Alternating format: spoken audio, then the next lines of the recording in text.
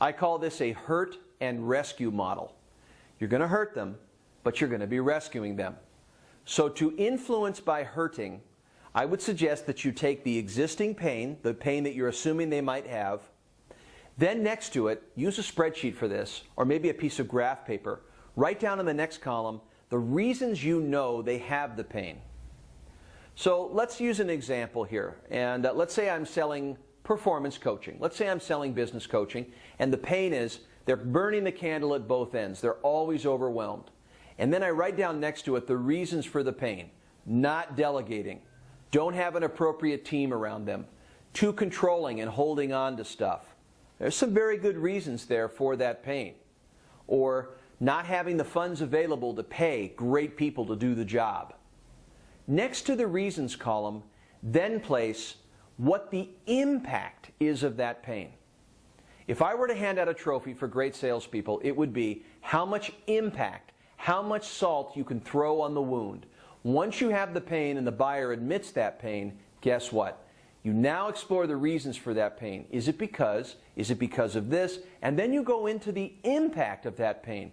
So if this was going on, would so-and-so be affected? If this was happening, would so-and-so also be concerned? So always explore who else would be affected and how. Try to get percentages, try to get numbers. Always, in God we trust, get data to measure. Because the more you explore impact, you're helping the buyer develop a justification for doing business with you. The buyer always should elect the measurements. So when you're going at this point, this impact point, the impact that you are discussing with them about who it's affecting and how, knowing how this challenge is affecting other people and other parts of their business and other parts of their life, you're looking at the entire system.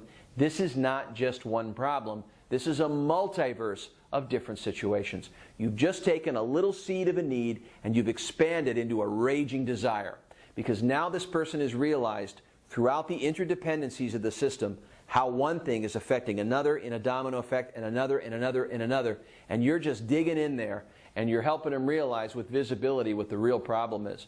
I've had salespeople tell me that people have asked to write a check to the salesperson just for the consultation because it is so helpful to try to understand the actuality or the current reality of the buyer's real situation. So explore the impact. Now, knowing that impact, next, what are the possible capabilities? Here are the rescues. So you have to help them visualize these capabilities. And I suggest that you do this in what's called when, who, and what. When you are in this situation, who are you with? Would it help if you had a way to? Your ability to evoke an image in the mind of the buyer is totally commensurate with your ability to get the sale. That's right. Remember, no sale moves on the planet until someone is emotional. So that means you've got to be evocative in getting them to internalize a picture of what it is to live with your capabilities for a moment and then take them out of it. I call it cockpit selling. So this last portion is developing your when, your who, and your what. When you are with so-and-so, and maybe they're not with so-and-so, but when they're with a certain activity or in a certain place, would it help? So the buyer is beginning to live with, to see themselves taking a specific action with, to live with those capabilities, and then you say, okay, great, so that would help, great. And then they are out of it. So this develops a magnetism. This begins to develop gravity. Again, I want to go over the 4 columns. The pain, so you have 10 of those. Next to each one, the reasons for the pain. Maybe you have 3 or 4. That's great because you can do some fact-finding. Slow down your products. Don't prematurely elaborate, but ask more questions. And then develop those understandings and explore the impact. What are the potential impact points? Think of 3 key impact points that would happen if that pain continued to exacerbate or inflame or grow. And then visualizing these capabilities, evoking an image inside the buyer, right? In the conversation, when, who, and what. Very powerful in structuring your language, in positioning advantages for the buyer. So this is called the hurt and rescue technique. All right, so you've got these things squared away. You have your menu of pain. You've now identified the most unique and valuable qualities about what you do in your own skills and your company's abilities. And at the same time, you've got this hurt and rescue technique. So you've got these 4 different components: the pain, the reasons, the impact, and the capabilities that you provide. You developed a structure. You're now ready to take your transformative conversation to the next level. But now what I want you to begin thinking about is what's called the Platinum Club. Who are the 10 most wanted targets that you need to be going after? Now, if you want to hit doubles and triples, you can go after someone that's already in your neighborhood. You can go after the clients that you've typically been going after, the same size, the same volume. But what I'm asking you to do is to go for a larger check. Think about the clients that would reward you the most.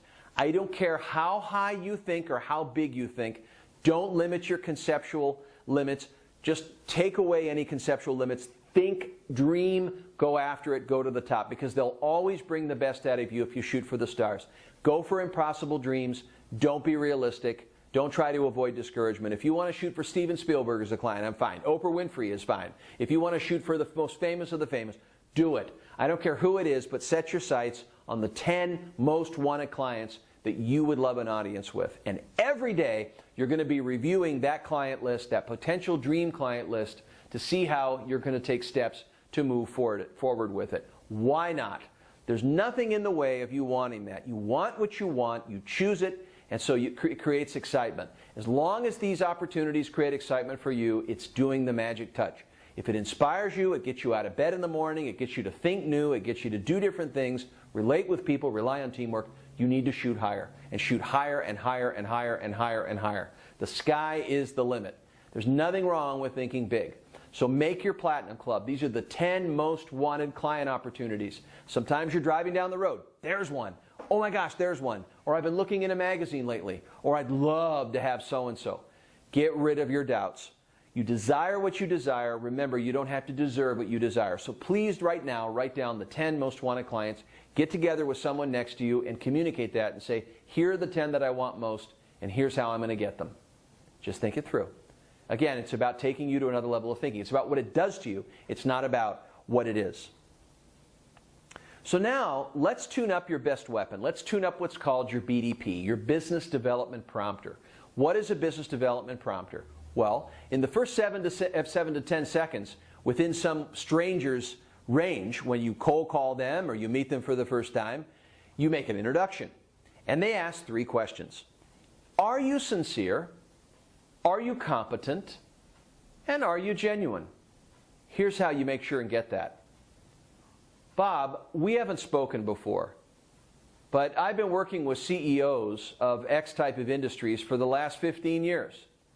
And some of the chief challenges that they're having are number 1, number 2, and number 3. Menu of pain, typical situations. I've been able to help them solve that, and I'd appreciate an opportunity to share some examples with you. That's the Business Development Prompter. Having a scripted element, doing it over and over again. Remember, mastery is doing 10 things 10,000 times. It becomes like second nature. You know it so well, you just do it. It's like RBIs in a sport. But maybe you've fallen off. So get back on your Business Development Prompter. Put it together. Make it hot. Right? Re-engineer it. We haven't spoken before. One of the key challenges that X title is having in X industry, like you, is this typical situation, and this situation. Get out your unique and valuable capabilities. You've already built these tools. We've been able to solve this by, and we'd like an opportunity to share with you how.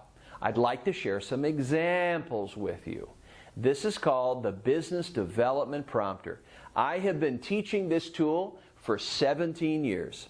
I have never gone wrong with it, and I'm happy to toot its horn because I've had more clients come back to me and make more money off that than any other tool. They just simply use it. They go out and they hunt. This is like getting your gun in the morning and going hunting. This is your gun. This is your Business Development Prompter, and it behooves you to write it out. So use your unique and valuable, your hurt and rescue worksheet, and your menu of pain to construct right now a brilliant Business Development Prompter. And then you've got to throw it everywhere you are this week. Just like throwing a net, this is the way you initiate a relationship, which is your job. You are a hunter. You're not a farmer. This is what you get paid for. You are a value creator. You're there to help people bring the needs from the background to the foreground. How do you do that? You show them something you're doing for somebody else in the form of a story. That's right. So now, let's talk about how you're going to get your competition fired, because you have 2 types of opportunities out there. First is you have people out there that have no help at all. But then you have others out there that kind of know what kind of help they need, and maybe they've acquired it or they haven't, but they have a vision of a solution. So there's 3 levels of buyer need. There's active pain, which is I know I have a need, but I don't know how to solve it. There's a latent need, which is I have no idea. I've rationalized it out, or I'm ignorant, and I have no idea because I don't know what I don't know. And a lot of your conceptual sales territory is a bunch of latent need. In fact, they're the most important opportunities. Because remember, your job is to reset the pre-existing notions that a buyer is already carrying about what you do or what they believe you don't do, and bias it to your process or your solution. So what is one to do? To be able to do that, what we have to do is learn how to get perfection denied. You've learned in sales how to get someone to admit a pain. But what's easier is to get them to deny perfection. So I want you to take your unique and valuable inventory and put together an ideal set of picture-perfect statements like verbal jujitsu. And here is what's called the wedge. And the wedge is this: I'm curious, when you blank, so that blank, are you comfortable with that process?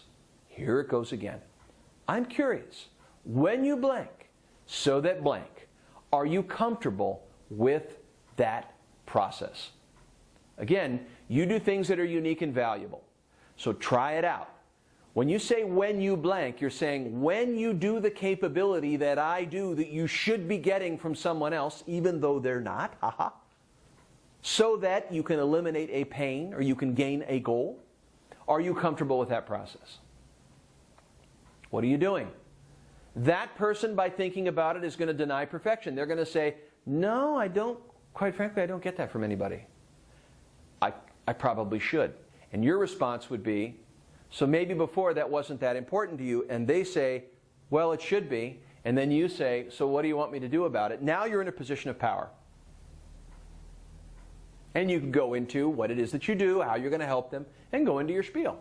Tell more stories about what you do to prove your believability and so forth. This is the wedge. So another type of buyer is they're not actively looking because they already have a solution.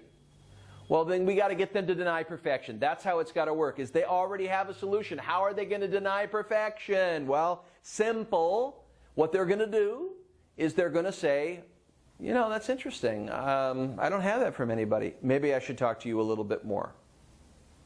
So this brings me to resetting the buying criteria. What are the 10 things that someone should look for in hiring someone like you? If I'm an insurance agent and I want to define an edge and reset the buying criteria, why don't I take the 10 things that I do exceptionally well, different, unique, the competition says, how does he do that? And say, here are the 10 things to look for when selecting a world-class insurance agent.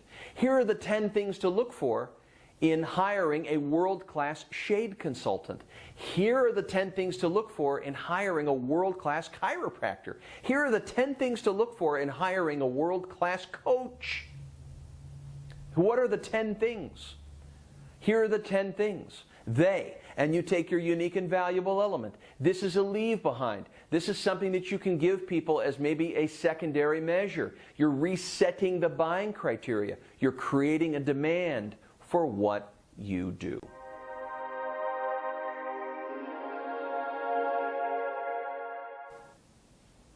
So you're learning how to create a demand. The menu of pain, the hurt and rescue technique. I'm giving you a ton of secret weapons that you can use, but they're only as good as you implement them. If you don't do anything with this information, it's useless. And the difference between someone who's financially independent and not is how well they implement the tools that they're given. So it behooves you to take 1 or 2 of these and start to up your game. Next, clock speed. I hung out with one of the best sales managers at Xerox, and walking out to my car every day with Steve, one of the best sales managers, he was in my building, I always asked him, how do you do what you do? You're one of the best divisions in the nation, one of the best divisions in the world. And I said, what's your secret? And he said, JD, you've been to a baseball game? I said, yeah. He said, it's clock speed. I said, clock speed? Clock speed is how someone clocks the ball coming in, how they follow the ball and respond to it. That's right. Because at Xerox, what they train their people on is clock speed. How swiftly they can come back from an objection. How quickly, like Karate Kid, they can counterattack when someone makes a comment, like bottom lining you. Well, what does it cost? Or, well, I've had something like that before, I think I'm taken care of. If it ain't broke, don't fix it. Or, you know, I've tried that before, it didn't work. Or, yeah, you know what, I'm busy right now, I really don't have the time. You're going to hear that all the time because sales is a rules-based type of atmosphere. And if you're not ready for the comebacks, you don't have clock speed, and you're letting opportunities sift right through your fingers. So to develop clock speed, I'd like you to think about the 5 most common objections or the 5 most biggest comments that you get when someone is resistant. Resistance is always lack of clarity. Resistance is always lack of clarity. Resistance is always lack of clarity. There's a reason why I repeated that 3 times. Write it down. So, because they're resistant, and you're in the position of providing clarity, you have to be ready. You have to be ready to pounce back on them. You have to be ready with that kickback, right coming back, that clock speed, to intelligently be able to get a read on where they are and say, I totally understand how you feel. Or maybe feel, felt, found. I understand. Other people have felt that way, but after trying our product, here's what they were able to do. You've developed and designed the 5 most potent and powerful comebacks. Bruce Lee used to fight this way. He called it the Jeet Kune Do, which is the way of the intercepting fist. It was very much based on what the other person did and how he was going to act in response to it. He called it mind like water. So water was able to encompass something. Water, when you pour it in a cup, it became the cup. He was talking about a way he could resonate with energy coming at him. It's a very similar way in kind of your verbal Aikido, is that you're getting a read on what's already coming at you in anticipation, and your clock speed is just 2 milliseconds from, boom, getting what it is that you need to come back with intelligently and then guide the opportunity to the next step. Instead of just walking away, and if you do, it says to someone that you don't really believe in what you're doing. People who aren't sold on what they do don't do well with clock speed because they aren't convinced of what they do. But because you love what you do and you're sold with what you do, it behooves you to get better at clock speed.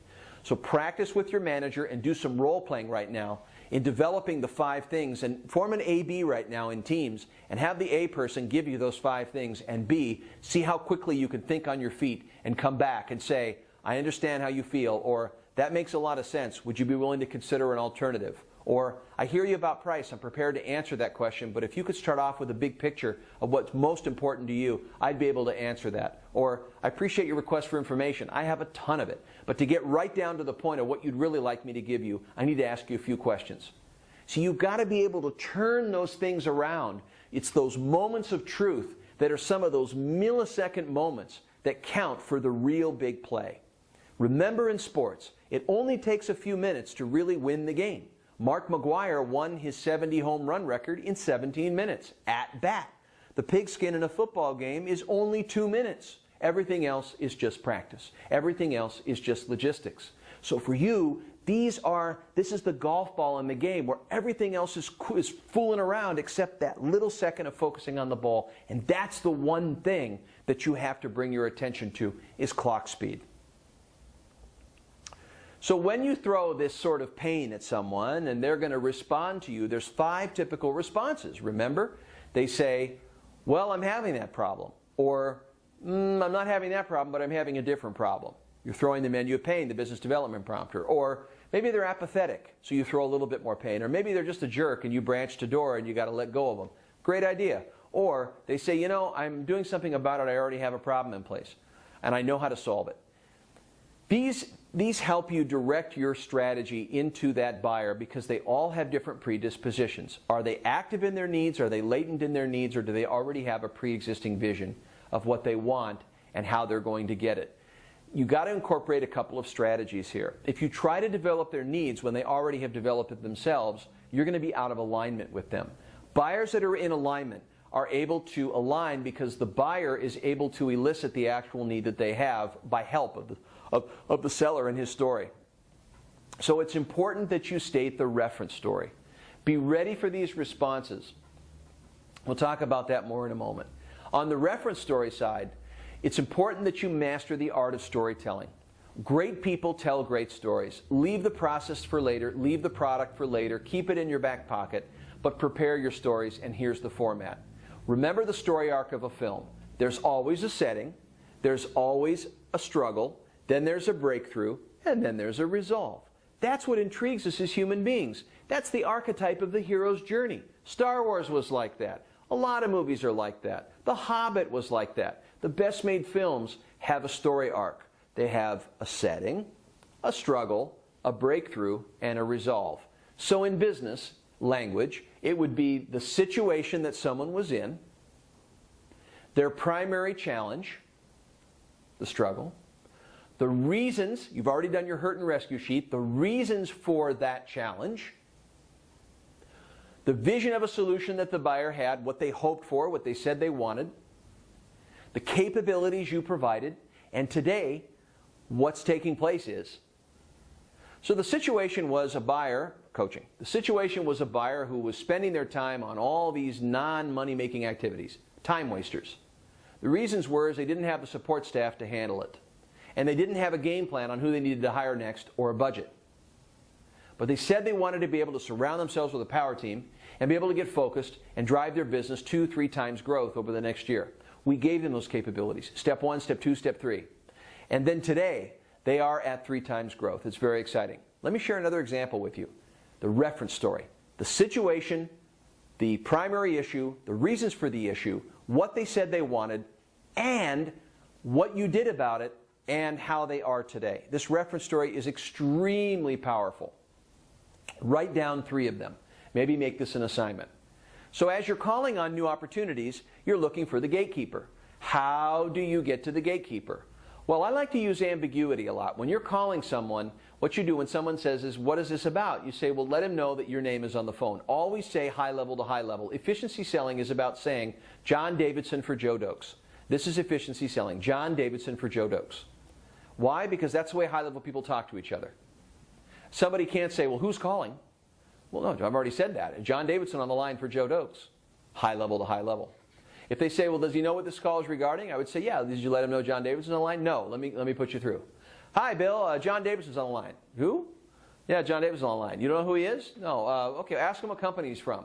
Okay, great. He's from VIP Coach. Great. Did you tell him? Yes. Hey, Bill, he said he's from VIP Coach. VIP Coach. Well, I can't remember that. Did I meet him at a meeting somewhere? I don't know. Hi, John. Listen, Bill doesn't know who you are from VIP Coach. Well, tell him it's about the correspondence I sent him on the 15th of June. Okay. Hey, Bill, he says it's about the correspondence on the 15th of June. Hey, Janet, just put him through. I'll talk to him at this point. This guy obviously is familiar. He doesn't want to put his gatekeeper in duress because she's getting to work too hard. So he's going to take the call. But I've done 3 things so far. What I've done is said, my name, he didn't know.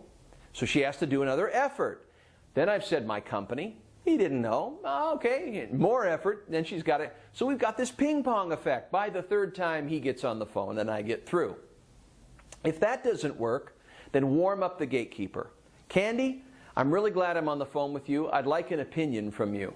You probably know more about what's going on around there than anybody, which is very, very true. Receptionists are the biggest turnover, and they're the most important position in the business. They're the voice of the whole company, and they do know more about what's going on around there, and they die to get into a board meeting, or they die to get into a management meeting, but they can't.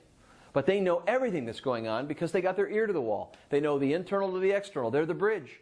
It's true. So when you say, look, I know you know more about what's going on around there than anybody, they always say, yeah, you're right. Say, look, I'd like your opinion on something. They want to feel important, and they are the screener, and you're not selling combs and licorice. You're selling something absolutely valuable. You're the most important person to talk to. So turn her into, or him into, an inside advocate. Well, here, I'd like to show this to you. If you think it's great, then please place it in Bill's inbox. If you don't, then no questions asked. What we'll do is say, great, we'll finish it there, fair enough. She says, absolutely. The gatekeeper dance. Getting through to the gatekeeper. It's just that simple.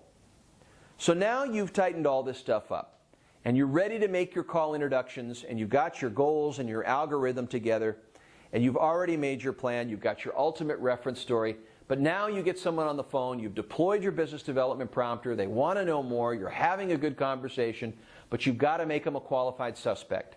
So BANT, budget, access to power, need, and time. Can they afford you? Do you have access to the decision maker? Is there a need, and can they give you the time? Efficiency selling is about getting in front of the right people and making sure that they're the right people, the ideal clients that you want, and making sure that they're most likely to buy. What makes selling inefficient with long sales cycles is getting in front of unqualified buyers. It's the biggest mistake. So here's the question. is there anybody else down the line, if we choose to do business together, that would need to assist in making the final decision on the use of my services if you like what you see?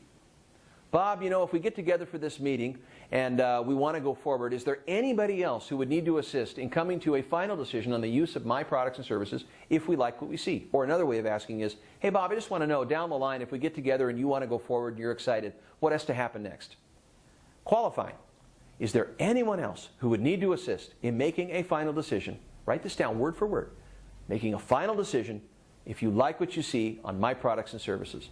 So, and then close off any escape routes. So you don't have a CPA? No. So you don't have a partner? No. Your wife doesn't need to see it? No. Your attorney doesn't need to see it? No. Miscellaneously, no one else needs to see it? No. So you write the checks? Yes. No way out. At that point, it's qualified. The need, if they've admitted the pain, if you collected some information about it, and you've heard their responses, and they say, I'm having that problem, or they're denying perfection, great. You've surfaced the motivator. If they're willing to give you the time and you need 100 minutes or you need 60 minutes to present and consult, great, you get that time. But you don't go forward until you get a BANT qualification. BANT, budget, access to power, need, and time. So you're putting yourself in front of these right opportunities. So once you get through that, then you've got to go into diagnosing the reasons that they have. They're going to admit some pain to you, so be ready. Come up with your reasons on the hurt and rescue sheet.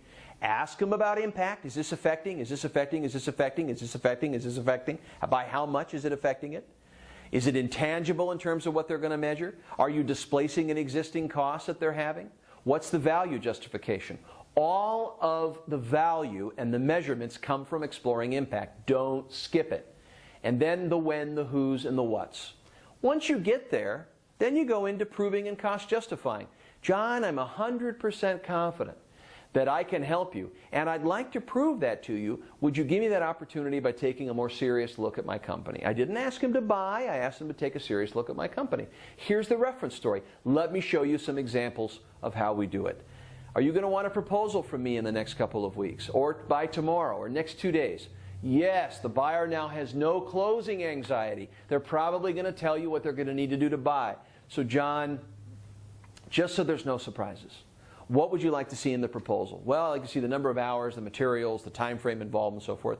He's giving you what it takes to buy. And you say, well, let me sketch it out for you so that it's easy and it's clear. And they say, yes, this. Is this about what you're looking for? Yeah, I like that. The number of hours on this would be great. Yes. And the materials on this is about this? Yes, great. Are you satisfied with that? Yes. One call close. Is there any reason why we couldn't get started today? No. Close. I normally ask for 50% down and the amount of this. How do you normally handle a transaction of that size? Well, I don't know if I can afford that. How short are you? You never ask, can you afford it? You say, how short are you?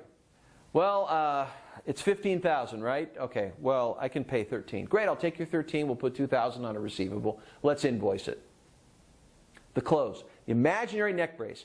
Never make the proposal the decision vehicle. Don't do that. They don't want surprises. It should always contain a summary of what you already talked about. Are you going to want me to get back to you with a proposal in a couple of days? Yeah. Oh, I'm not going to be closed. Good. Well, what would you like to see in the proposal? This, this, this, and this. Great. Well, let me sketch it out for you so it contains no new information. All right.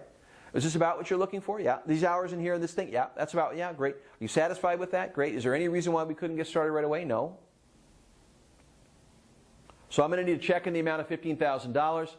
How do you normally handle a transaction of that size? You normally handle, great. Well, I can't do $15,000. Well, how short are you? There's your close. Get back on closing. The how you close to how you close. You're making sure you're in alignment with the buyer. And then when you finish up, within the next 24 hours, send a process control letter. This will blow their mind. It'll keep everything accountable. It'll remove buyer's remorse. Bob, here's a summary of my understanding and our action plan. And you go through it. In here, you said your primary critical issue was, the reasons for your issues were, right in your hurt and rescue, the impact that this is having on you and your organization is. You said you wanted to be able to when, who, and what. And our next step is, and then at the bottom you put a proposed sequence of events, the item that you want to do, the rollout, Think of 4 or 5 that you can roll out, and then the week of and the dates, it'll blow their mind. They're going to say, this person listened to me, because what you're going to quote in there about what they said they wanted or what they're concerned about, you're going to quote that so the person feels important and they feel listened to. To me, this is efficient because I said that if you follow a track and you have a process, you're likely to have an organized consistency with what you do. It'll be more efficient from top to bottom. By having these tools, you will be more effective in cutting to what it is that gets people value. You'll be able to know what's unique and valuable about you, put it into a conversation, make it sales ready in your message, explore what the reasons are for their problem, help them deny perfection, explore impact, when, who, and what. You're going to be a force of nature. And then prove and cost justify. I'm 100% confident that I can give you these capabilities.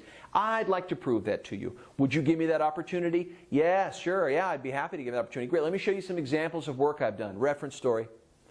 Then proposal. Would you like me to get back to you in a few days with a proposal? Now, let's say that it's a committee, it's a very large company, you just do a multiple call close. John, I'm 95% sure that I can give you these capabilities, but I'd like to go back to my resources, check in, make sure it all pencils out, and then about a week before the final proposal, I'd like to do what we call a pre-proposal review, where I come out with a rough draft to make sure I've got everything correct, and if you like it, then we'll go forward with the proposal. Sounds good to me. They're going to let their guard down because you're bringing a rough draft. It's a pre-proposal review, but you're going to close them. So you've got 2 options. If it's really a big deal, ask them how they want to evaluate your company. Then ask them for the pre-proposal review, get it on the schedule, let them know the purpose of it. You're 95% sure, come out, present the rough draft, they let their guard down, they're likely to be closed.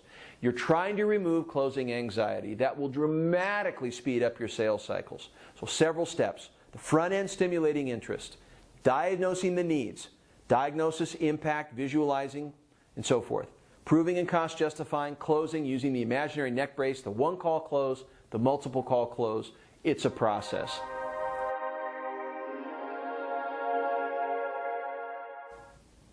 So the buyer has cold feet, and you're in the position of a win-back. Don't be discouraged, because buyers are just being buyers. So they may have gotten price shock, or who knows, but they got cold feet, and you have an opportunity to win them back. First of all, don't take it personal. It's not about your identity. It's not about something's wrong with your process. Buyers are just being buyers. They're trying to find a way to justify the value. Can't means won't. When someone says, I won't buy, they're really, well, let me put it this way. When someone says, I can't buy, they're saying, I won't buy. Because if you said, look, there are 5 reasons why other people just like you are buying this, would you like to know why? They'd probably say yes, and they'd probably buy it. And that may be one way to win them back, is that you reach out and you understand what it is that they're going through. Bob, I was expecting us to go forward, but what actually happened is it sounds like you got a little bit gun shy. And what I'm beginning to assume is that there was something in this that may have not made sense to you, but I don't want to leap to conclusions. Can you help me get focused? You're asking for help and clarity. You're asking for what didn't appeal to them about what you're doing with curiosity and understanding and sincere help. They may be a weed in the garden. They may not fit your criteria, and they may be showing signs of being more difficult later. Certainly, that you may want to fire them. But maybe you can win them back by using some of these tactics to U-turn them, by seeking an understanding and reaching out to them. Maybe the opener is a little bit of verbal jiu-jitsu of, look, I was expecting, but what actually happened was. What I'm beginning to go through my thoughts with is this assumption. But I'm not sure. Can you give me some focus on that? Can you help me? What would you add to my rationale? And you invite them out. Maybe they're having different assumptions than you thought, and you need to break that down. So by them opening up and feeling safe, they'll probably tell you the very reason why and what their counteractive commitment is. But maybe they have seen your goals that are conflicting. On the one hand, they want one thing, but on the other hand, they want the other. So we have to ask them what their hierarchy of importance is, what matters most to you, and resolve it to the domination of one goal versus the other. It could be competing commitments. Or they're given bad advice by a friend, and we have to dispose of that advice. But the point is, you're going to go into it with alacrity, which means willingness, with an open heart, with understanding, and with the will to U-turn them so it makes sense. And they may have lost touch with why they did this. Bring back the context and so forth. You become masterful at the art of win-backs. Now, so we've just talked about a customer into a stranger into a customer. And now I'd like to go into a customer to a client. Because a client is one who is under your protection. And that means the transformative conversation. You're going to have multiple instances with them. They're going to repurchase with you. They may write you another check. They may develop a relationship with you. They may become a raving fan. And what I find most often in that is really getting into their 3COS conversation. Being able to open up the wider scope with them about where they want to be in 3 years. Downrange. What are the dangers that they want to eliminate to get there? But most of all is, what are the dream solutions that if they could have anything, what would you be able to do for them? What would you be able to do? Because only 20% of your client base is really going to take you to the future you want to create. They're the ones that are really going to reward you. And as you think about this, you need to be very careful about who you have these conversations with. And maybe every 90 days in your 12-week year, you make a list of the 5 clients that are the most destined with the kind of networks where birds of a feather flock together to be able to bring you in quality introductions. And at the same time, you get into their actual intimate conversation with themselves about their 3-year vision, the dangers that they need to eliminate to get there, the opportunities that they want to capture to get there, and the strengths that they need to go after, the strengths that they want to foster to be able to go to that next level. So we focus on 3COS. And then as you do that, every moment of truth that you get together with them, you're always fostering that 3COS conversation. You've actually kept it filed. We have a tool we call the Relationship Value Maximizer that has this profile in it where you're always thinking creatively in these top 20 clients about how you're going to do something within the 3COS scope. So it puts you into another gear in your mind about what top clients that you're going to be doing this for. I recommend that you identify 5 of your top clients every quarter, every 12-week year to work on this with. Very, very important. And 5 of your top centers of influence, your conduit relationships or intermediaries. But you've got your eyes on the significant fews for the next 90 days, and you're focusing on the 3COS conversation. What is your 3-year vision? What are the biggest dangers, worries, or challenges that you'd like to eliminate to get it? And how can I help you with that and innovate and bring you all my best resources? And also, what are the best opportunities that you'd like to have? Give me 3 of them that you'd want to create this year, Mr. Client. Let's work on that together. And then, what are your strengths? What is your unique ability? What are the things you're excited about, and how can I help you foster those and bolster them? Those are the kind of things we do with clients. They're under your protection. There's another layer of intimacy that you have with them. But then you convert them into a raving fan. And a raving fan is someone that demonstrates they fall in love with what you do. They talk about you. You are someone that is remarkable. You've demonstrated your unique ability. You've brought yourself into the diamond model. They're an ideal client. You've had a transformative conversation, 3COS, and everything that you're doing for them truly matters. You know you're making a difference, and you're crazy about them. They're those people that you truly respect. And it has circularity. They love you and they respect you, and they're a raving fan. They've done this because of 5 remarkability habits. First is you do what you say. Second is that you finish what you start. Third is that you always say please and thank you. Fourth is that you're always on time. You've got to make sure that those are clear. And I think fifth would be that you're always asking pertinent questions, that you're in their conversation, you're not always in yours. When you come around, you're not always talking about yourself. You're interested in their world. You're following up with them on specific things they mentioned, nuances they've had, intimate time they've had together, certain people in their life. You know them at a level that they would not consider you an associate, but consider you an indispensable resource, relational. You spend time with them in your personal life. If you're going out to a movie, you take your spouses. Once your spouses meet, it's over. They're a raving fan. You get the time management abilities, and they learn who you are from the inside out. But these are the individuals that you want to cultivate what I call a referral lookout. So while you're adding value to them, try to ask them questions about if someone had never learned about you or known about you, how sorry would they have been? Imagine that those capabilities that you're taking them through in your process were without. Someone didn't have them. So the reason why they are referring you is because they look out for their friends and they think very highly of you. They esteem you. So educate these top 5 clients around the referral process. Tell them why you expect favorable introductions. Because instead of going out and getting all this new business, you get to redirect that time and attention back to them and their account.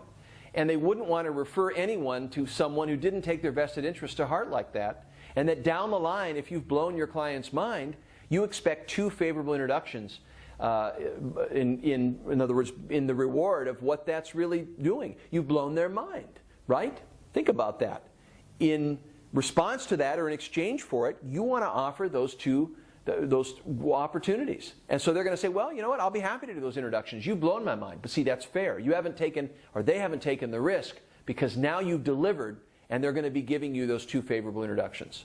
So educate those 5 clients around the favorable introduction process, that I expect favorable introductions. I love getting them. It shows that people are happy with the work I do, and that it's the best way to pay me.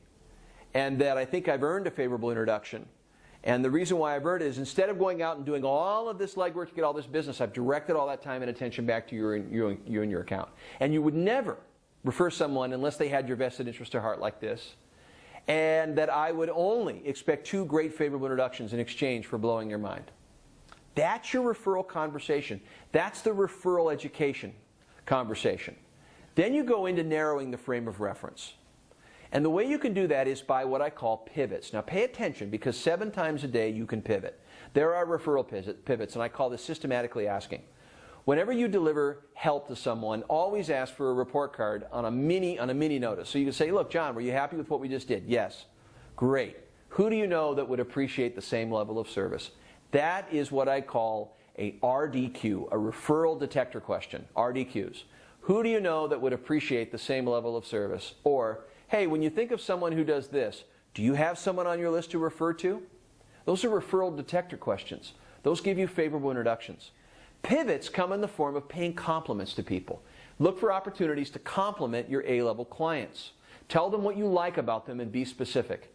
Ask for report cards on what you do, but ask for specifics about what they liked about the report card.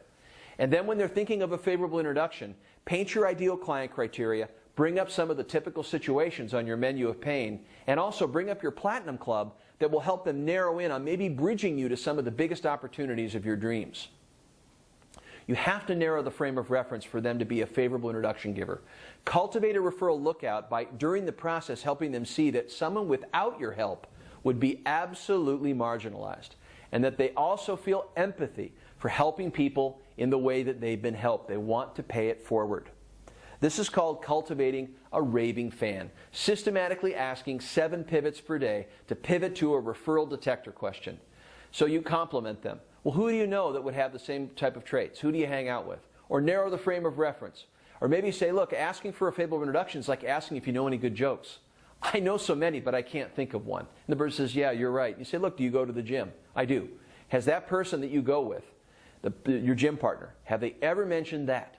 Or are they someone that, like you, are? You're narrowing the frame of reference to help them assist you. Then once they give you the favorable introduction, ask them how they want to be contacted.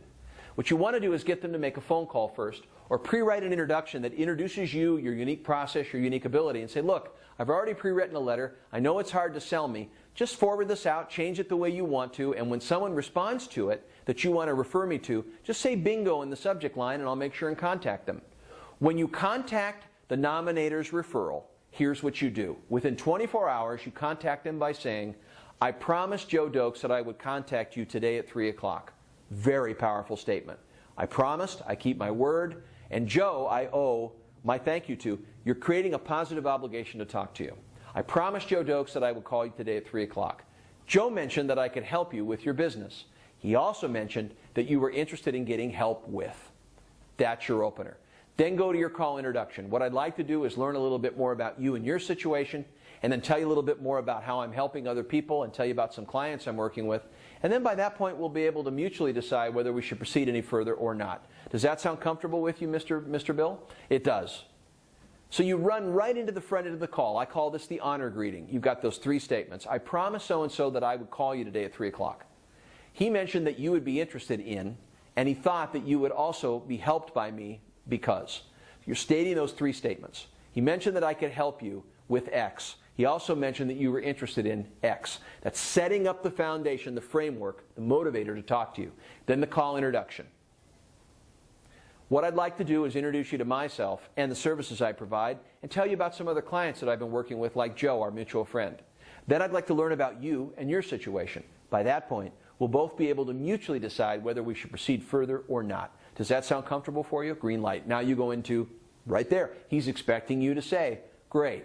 Here's what I do. You go into your stadium pitch, what you would say to 40,000 people if you had a microphone about yourself, how you do it, and who you help. Your menu of pain, your reference story, transition to getting the pain admitted by the buyer, and you're off and running.